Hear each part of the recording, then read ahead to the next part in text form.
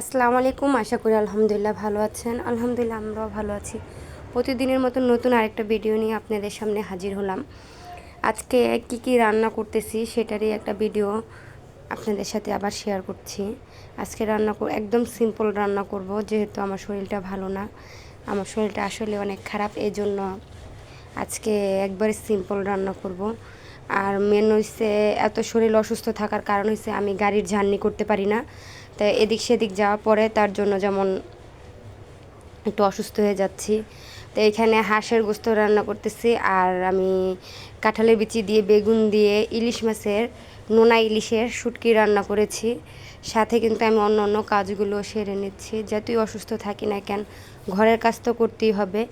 আর আমি যতই অসুস্থ থাকলেও আমার রান্না বান্না আর ঘরের কাজ আমার করতেই হবে। অন্য কাজ না করলেও চলে, কিন্তু এই কাজগুলো আমার করতে। আজকে ভিডিওতে এই পর্যন্তই। সবাই ভালো থাকবেন, সুস্থ থাকবেন। আল্লাহ হাফেজ। আমাদের জন্য দোয়া করবেন।